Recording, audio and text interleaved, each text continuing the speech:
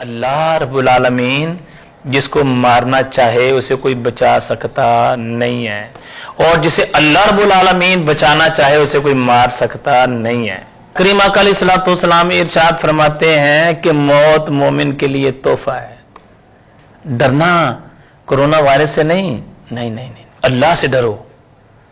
Corona virus سے نہیں ڈرو، اللہ سے ڈرو، آپ اللہ سے ڈرو، اپنے برے اعمال سے ڈرو، اپنے گندے نامہ اعمال سے ڈرو کہ اگر یہی آگے چلا گیا تو ہمارا انجام کیا ہوگا۔ ڈرنا ہے تو اس سے ڈرو نا، اپنے خالق سے ڈرو۔ اللہ سے ڈرو گے تو انعام کیا ملے گا؟ اللہ گناہ بھی معاف کرے گا، مرض بھی دور کرے گا، قبر بھی اچھی ہوگی، حشر بھی اچھا ہوگا، دنیا میں بھی عزت ملے گی، قبر میں بھی عزت ملے گی، حشر میں بھی عزت ملے گی۔ موت دیکھیں نا، موت پیدا ہونے سے پہلے بھی آ جاتی ہے، یعنی بچہ بھی ماں کے پیٹ میں تھا، موت آ گئی، کوئی بڑی بات نہیں ہے۔ آپ نے بے شمار مثالیں دیکھی ہوں گی، پیدا ہوتے ہی بچہ بچ گیا، ماں چلی گئی، پیدا ہونے کے بعد بچہ 1 گھنٹے بعد انتقال کر گیا، 1 مہینے بعد انتقال کر گیا، سال بعد، 2 سال بعد، 10 سال بعد، 20 سال بعد، 50 سال بعد، یعنی موت کو اللہ نے ہر رنگ میں دکھایا ہے، ہر رنگ میں اللہ تعالیٰ نے موت کو دکھایا ہے۔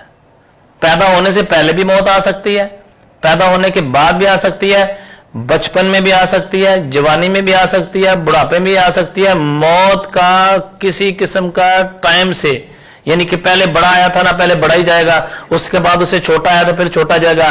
دنیا میں آنے کی باری ہے، جانے کی کسی کی باری نہیں ہے کہ اس کو دل میں ڈر آ گیا کہ اب وہ نماز شروع کر دے، قرآن پاک شروع کر دے، تلاوت زیادہ کر دیں، نوافل زیادہ کر دیں، صدقہ خیرات زیادہ کرنا شروع کر دیں، اللہ کی عبادت میں اور دلچسپی لیں، یہ تو مزہ آئے گا نا، پھر تو سمجھ آئے گی کہ ہاں جی ہم اللہ پاک سے ڈر رہے ہیں۔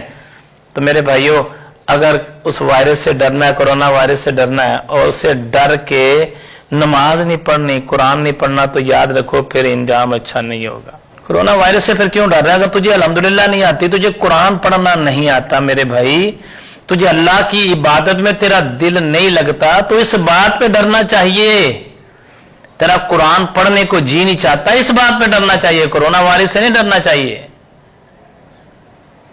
نماز پڑھنے کو تیرا جی نہیں چاہتا، قرآن پاک پڑھنے کو تیرا جی نہیں چاہتا، نماز کی طرف جانے کو تیرا جی نہیں چاہتا، اللہ رب العالمین کی بارگاہ میں توبہ کرنے کو تیرا جی نہیں چاہتا، خالق کی بارگاہ میں معافی مانگنے کو تیرا جی نہیں چاہتا، اللہ کا قرآن پڑھنے کو تیرا جی نہیں چاہتا، مسجد میں جانے کو جی نہیں چاہتا، گھروں میں بیٹھی بہنیں اور بیٹیاں جائے نماز پہ کھڑے ہو کے نماز پڑھنے کا جی نہیں چاہتا، جب ٹی وی پر، ٹیلی ویژن پر اذان ہوتی ہے تو چینل چینج کر جاتے، تو ڈرنا اس بات سے چاہیے کہ ہمارا نماز اور قرآن کو دل نہیں چاہتا، کہ دیکھ تو ایمان کی کس جگہ پر چلا گیا کہ آج تجھے قرآن پڑھنے کو تیرا دل نہیں چاہتا۔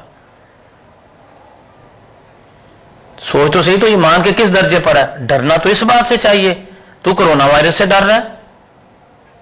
خوف تو تجھے اس بات کا آنا چاہیے کہ میرا مالک تیرے سے ناراض ہے، تجھے نماز کی توفیق نہیں دے رہا، تیرے سینے سے اللہ نے قرآن کو نکال لیا ہے۔ ڈرنا تو اس بات سے چاہیے تجھے، ڈرنا تو اس بات سے چاہیے کہ خالق کائنات نے تجھے اپنی عبادت کی توفیق نہیں دی، وہ تیرے سے ناراض ہے اللہ۔ ڈرنا تو تجھے اس بات پہ چاہیے، تو کرونا وائرس سے ڈر رہا ہے۔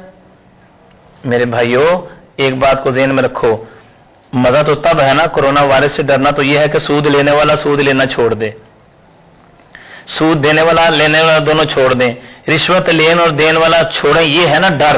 پھر تو سمجھ میں آتی ہے بات۔ رشوت لینے دینے والا جو ہے نا، اس برے عمل سے توبہ کرے، بھائی کرونا وائرس آ گیا تو مجھے ڈرنا چاہیے، چلو یہ بات تو سمجھ میں آ گئی نا۔ جو زنا کی طرف جاتا ہے نا، وہ خوف زدہ ہو کہ نہیں یار میں نے نہیں جانا، یہ کرونا وائرس آ گیا۔ جو شراب کی طرف جا رہا ہے نا، اس سے ڈرے کہ نہیں میں نے نہیں یہ کرنا یار، مجھے نا میرا اللہ میرے سے ناراض ہوگا، یہ کرونا وائرس آ گیا، اس حالت میں موت آ گئی تو برا ہوگا۔ ڈرنا تو اس بات سے چاہیے نا، گناہوں سے ڈرنا چاہیے نا، گناہوں سے توبہ کرنی چاہیے، گناہوں سے خوفزدہ ہونا چاہیے، میرے سے دوبارہ گناہ نہ ہو۔